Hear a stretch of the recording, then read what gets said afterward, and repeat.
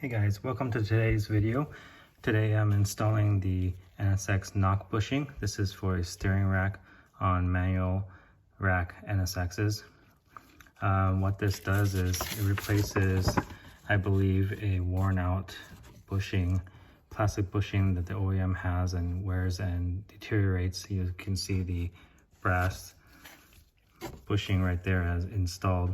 It replaces that and keeps the play down, whereas if you had a deteriorated bushing, this is the passenger side on a left-hand drive vehicle, on some minor bumps you would develop a kind of a knocking sound.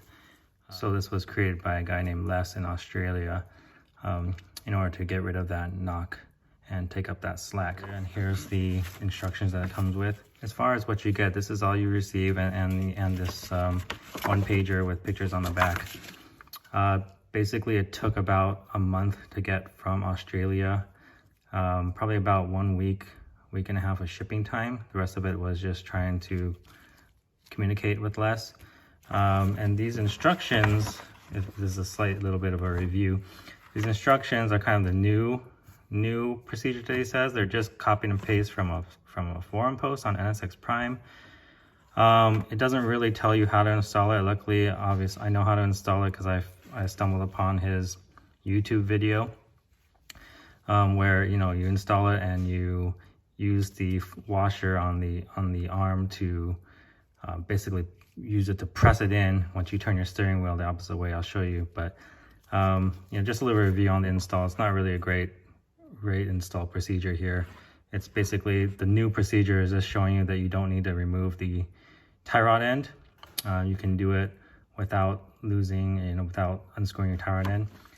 Also, it says here in red, it's kind of, I think it's missing a few words and there's typos. Please lubricate the steering rack shaft both sides of the bush prior to reassembly, and any oil or grease if fine. I'm assuming it's supposed to say please lubricate the steering rack shaft and both sides of the bushing prior to reassembly. Any oil or grease is fine. So we're gonna go with that.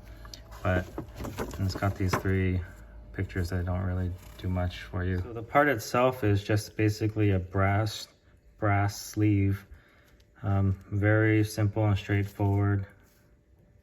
Nothing much to say there. This new install procedure basically tells you that you can install this without releasing the ball joint on the tie rod end. However, it gets down here and saying that lining the threads is tricky because your tie rod end is still attached to your knuckle, and so it's not really that hard for me to release the ball joint on the tie rod end. But for the sake of this video and for all of you out there that don't want to do that, I'm going to try doing it this way first. If it becomes more of a pain to do it that way, I'm just going to release the tie rod end and not have any issues like that. So here we go.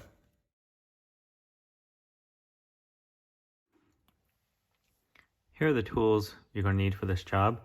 These items on the right side are optional.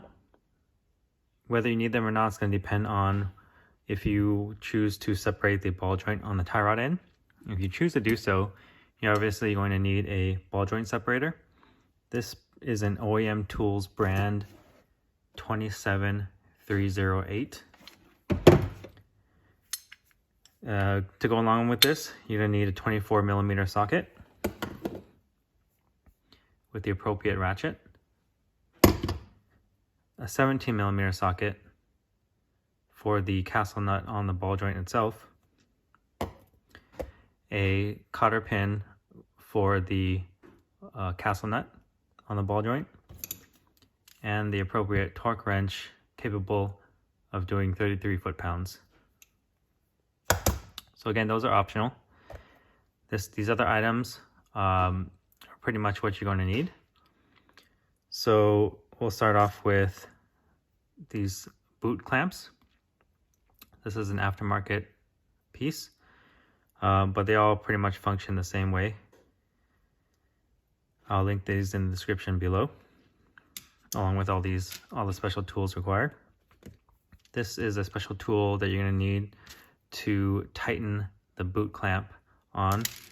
And so I'll go over the instruction of how to use this in the video, but essentially it winds up the strap to tighten it and then snips it for you. You're also going to need a couple of wrenches, a 19mm and a 17mm open-ended wrench. The 17mm should preferably be stubby. This is the one that you're going to turn the inner tie rod end, and the stubby allows you to clear the lower control arm. You're also going to need an assortment of flathead screwdrivers in order to bend back the tabs on the existing boot clamp. This is a hooked pick, which I use to remove and install the smaller end of the boot clamp. There's a wire style clamp on that end. You're going to need a hammer and a punch in order to tighten down, bend these tabs down on the clamp.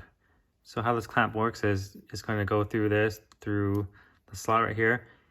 You're going to bend this end of it over, and these tabs are going to hook onto the end of the clamp and keep it from coming loose.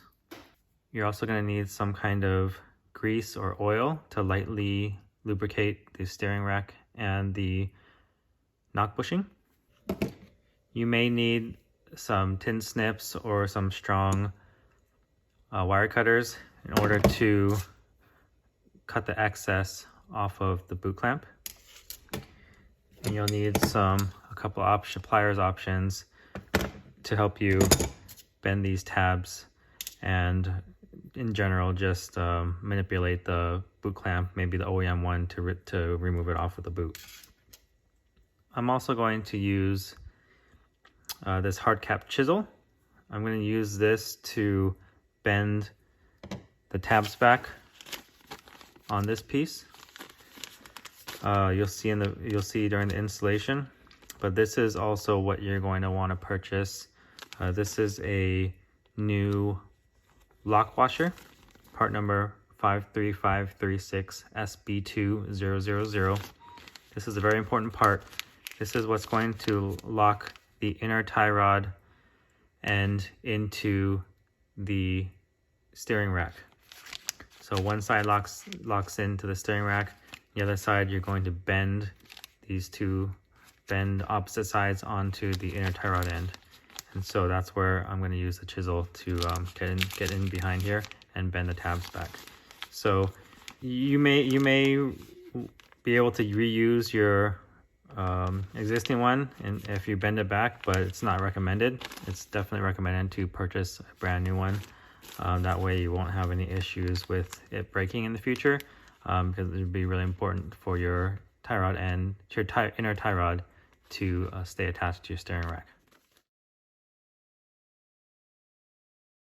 So the first thing you have to do if you have a left-hand drive vehicle is to extend this part of the steering rack all the way out. So I have the car turned to the steering wheel turned to the left, and this is fully extended. And so we need to release the bellows clamp on the left side so we can pull this piece back and access the inner tie rod end. So here's a closer look at the clamp on the bellows end. So I'm going to pull up these two tabs. This is an aftermarket clamp, by the way, but I'm going to pull up these two tabs and then release it.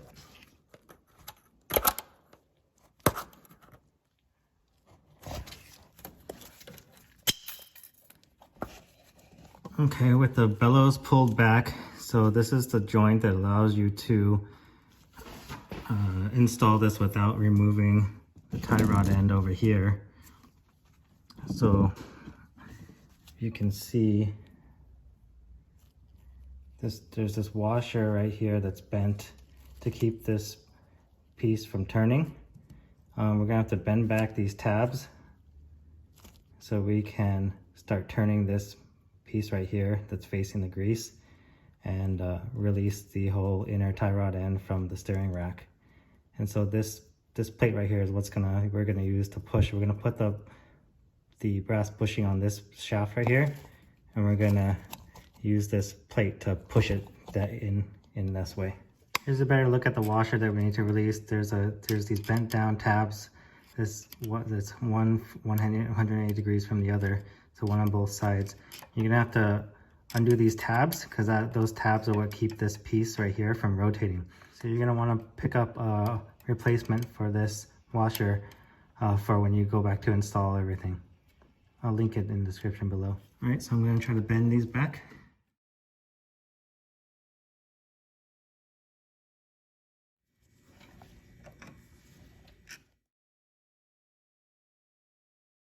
All right, so the next step, once you have this washer bent back, this side is a 19 millimeter and this piece right here is a 17 millimeter. So I'm gonna hold the 19 millimeter wrench on here and a 17 mil on here.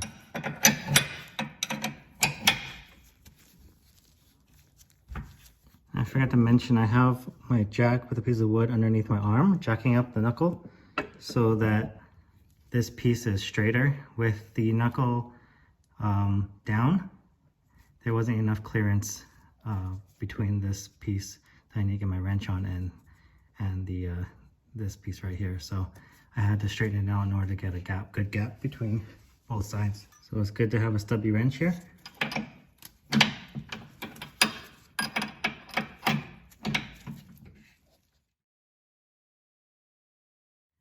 All right, it's fully unscrewed. And so here's the washer.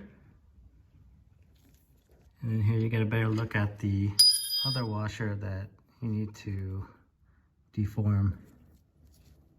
So this is one you have to get a new one, or you can reuse it, I guess, if you want, if you trust it. Maybe only reuse it once, but I'm gonna use a new one. So I'm gonna go ahead and clean the shaft a little bit. Okay, the next step is to grease this bushing inside and out. So I'm gonna just use this liquid moly grease that I use for ball joints and stuff like that. Should be good. I'm gonna slide it on now. I'm gonna slide the bushing on.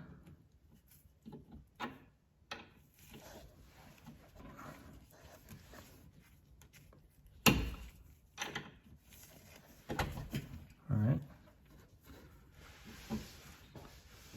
So I just want to slide it on past these divots right here, and then once I do that and I'm able to get on the new crush washer, then we can use the flat washer to press it all the way in when we turn the steering wheel all the way locked to the other position, to the opposite side. Okay, so managed to press it on. It doesn't go on super easy, but you want it to be a tight fit, which it is. So now we need to grab the new washer. And important to note for this, I made sure to label this side out. There is a difference. You might miss it if you didn't know that. So I labeled this side in and this side out. So you'll notice that there's a bit of a bevel on the inner diameter on one side and none on the other side. So the side with the bevel goes on the outside. All right, first off, the stopper washer is right here and the lock washer is the one you're gonna replace new. So the manual states to coat the stopper washer with grease sufficiently. It also says grease the steering rack. I'm not sure, the end that we're putting the bushing on is this end right here. I'm not sure if they mean the whole thing, including the end, but I'm gonna go ahead. I cleaned it up before installing the bushing, and I'm going to lightly coat the end again anyway, because it's gonna slide on. Okay, so I'm going to lightly grease this, and I'm going to sufficiently grease the stop washer. Okay, the lock washer has tabs on one end. Now that lines up with the tabs, indents in the steering rack. Oh, sorry, you gotta put the stop washer first. So make sure outside says out. So I guess the bevel side is beveled because it mates up with the inside of the lock washer, like so. So make sure you install this with the tabs in the right spot. With it in the right spot, it should not rotate. So with this steering rack all the way extended, I noticed that the knuckle doesn't want to go out anymore, so I need to push the, turn the steering wheel to get this to go in a little bit more right now. All right, with the steering wheel slightly not extended all the way, so I had this shaft go in a little bit. I should be able to have enough room to get this right there lined up, at the inner tie rod end lined up. And so you're gonna really wanna make sure you don't cross thread this. This is where Les's instructions say it's a little bit difficult because the end of the tie rod is being held by the knuckle. And so you really wanna make sure that's going in straight. If I feel a little bit of cross threading or something, I'm gonna release this tie rod end and just get it to go in straight. But we'll try it like this first.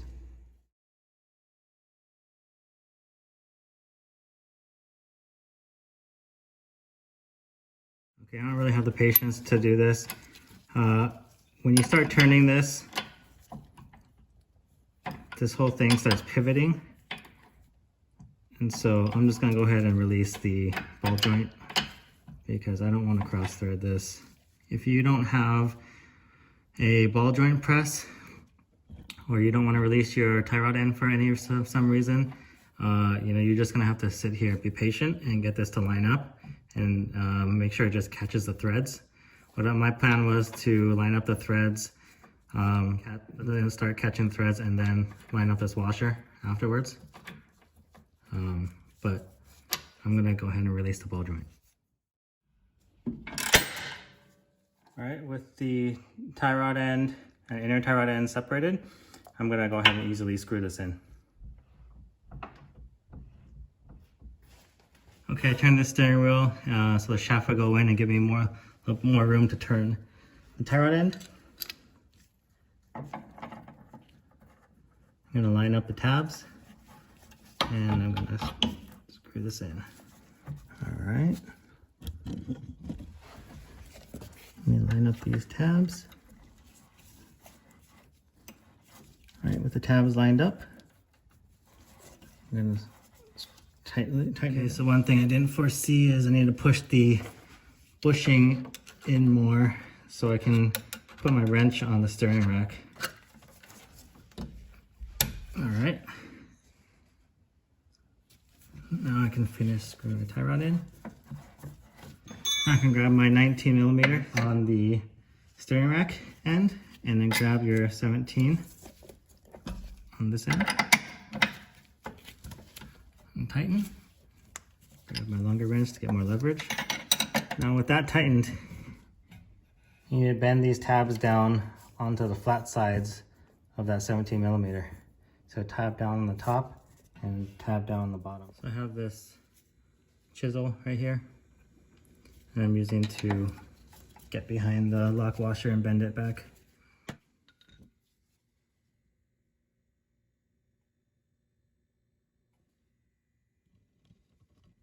All right, I got both sides of the lock washer tightened up for the most part. And now I'm going to tighten up the ball joint before I forget, torque that up. And then I'm going to turn the steering wheel all the way to the right to make this go in.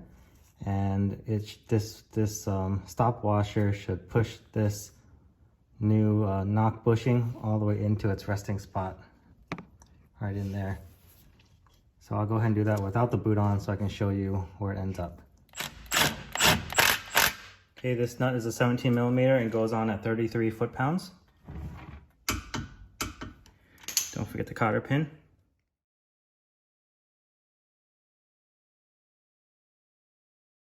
All right, hopefully the boot doesn't block your view, but I'm going to turn the steering wheel all the way to the right, and hopefully the bushing sits in that space you see there.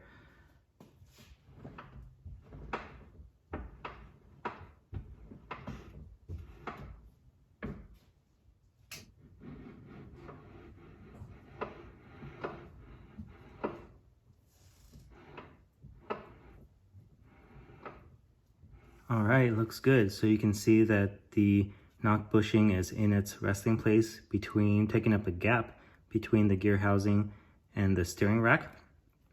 The stop washer did its job and pushed the bushing into place when I turned the steering wheel all the way to the right.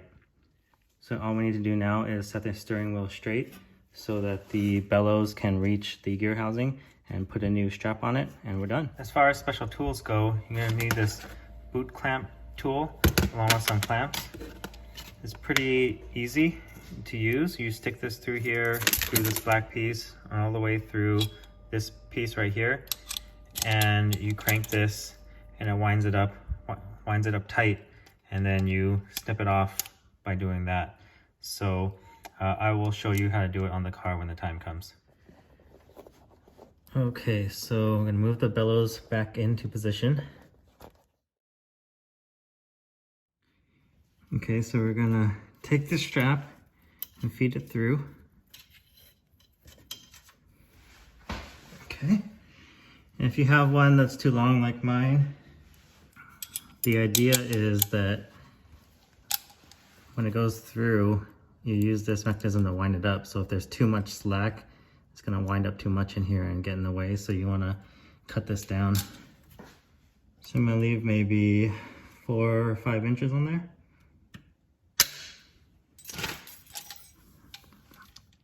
Okay, I'm gonna feed it through the front end, through the black piece, and through the slot in the black piece, and through the slot in this piece also.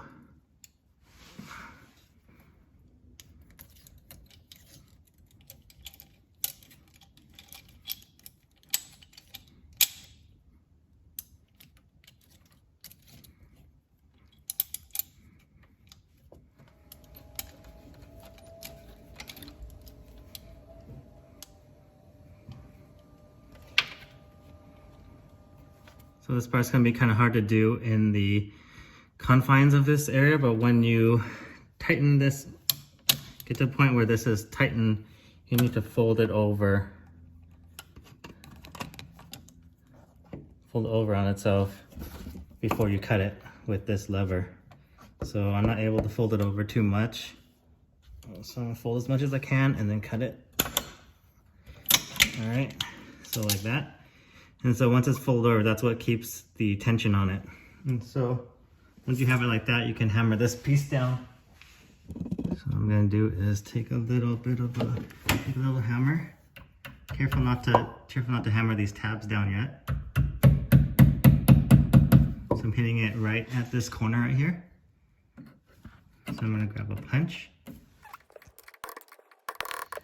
Now these tabs on the sides are meant to hold the strap in. So I'm gonna use a flathead screwdriver to hold this side down, and then pliers to close in the tabs. Like that. So you can see that the tabs are slightly closed. I'm gonna close them fully now.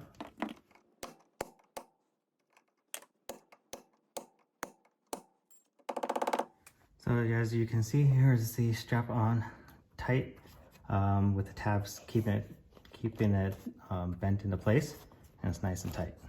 And if you need to install this piece back, I took mine off so I can move the boot to show you. You probably might not have to do that, but here's a little trick. What I use is a hooked pick, run it through one side, and I just run it all the way around. Be careful not to damage your boot.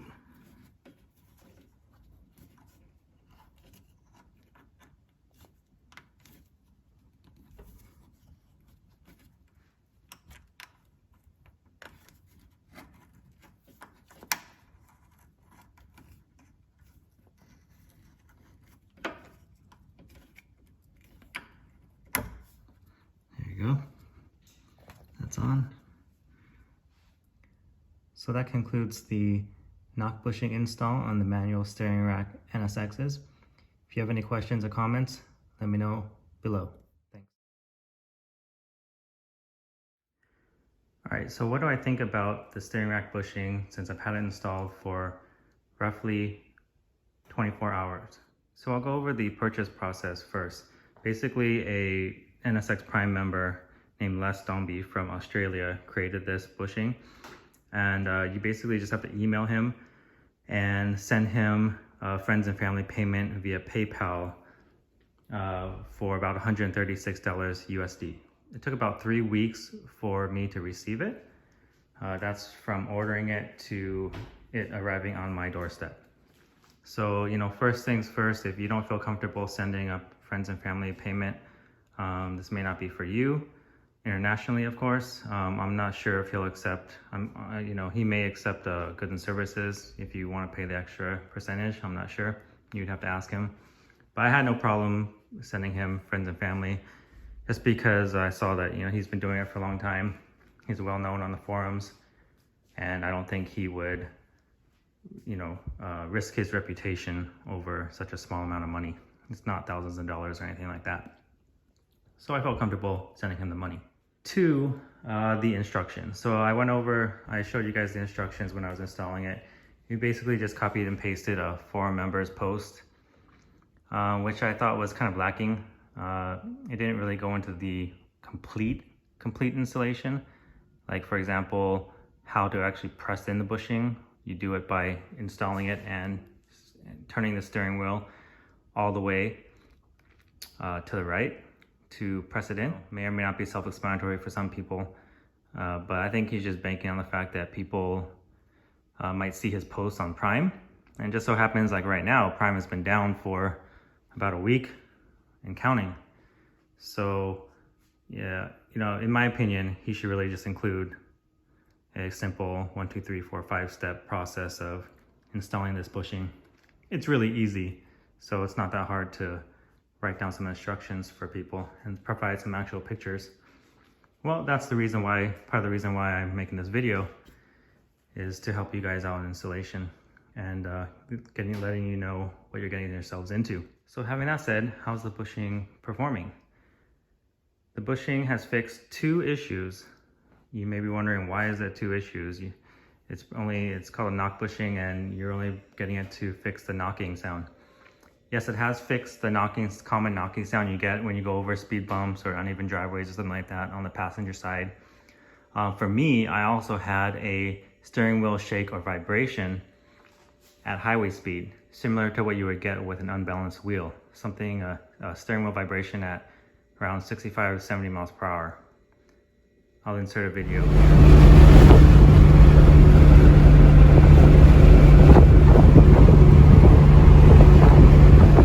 I ended up replacing a lot of ball joints, bushings, rebuilding calipers before, trying different sets of wheels and tires.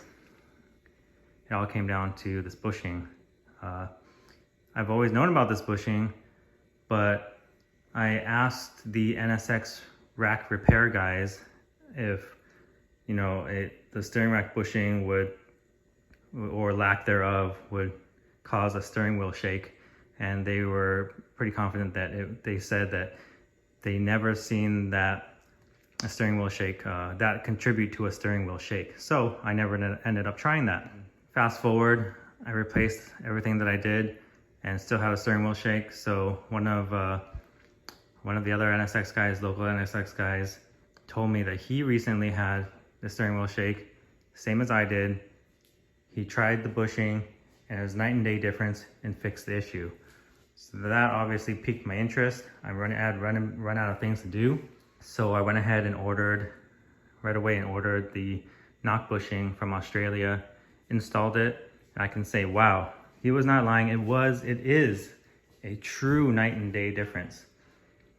From the moment that you press the bushing in during install, you can feel how much stiffer the steering is. So that's probably one of the downsides, is that it increases steering wheel effort. So probably, I would wager 20-30% or so, 30-40% in steering wheel effort. Makes it feel like you have a little bit of heavier wheels, a little bit more increase in manual steering.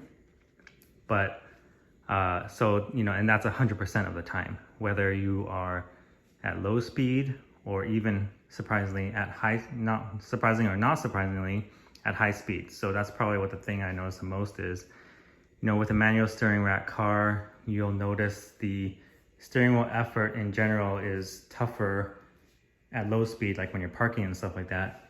You don't really notice it at highway speed when you're making very minute steering adjustments, you know, switching lanes or on very gradual curves.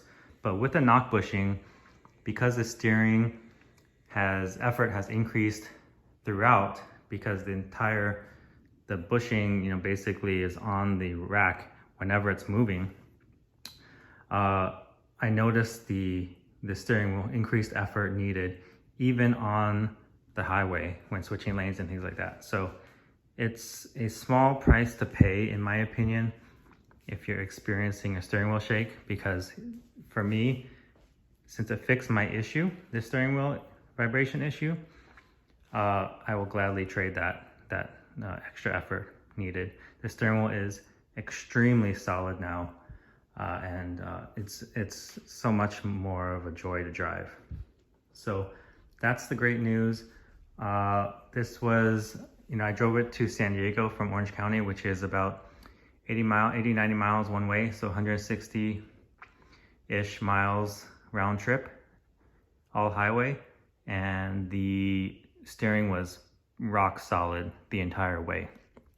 So I will update you if that changes, but for now, that's been my great experience with the steering knock bushing. So hopefully, if you have any issues like that, it will fix the problems for you and create a better driving experience for you as well. So that's been it. Let me know if you have any questions or comments. Leave them down below for me. Thanks. Bye.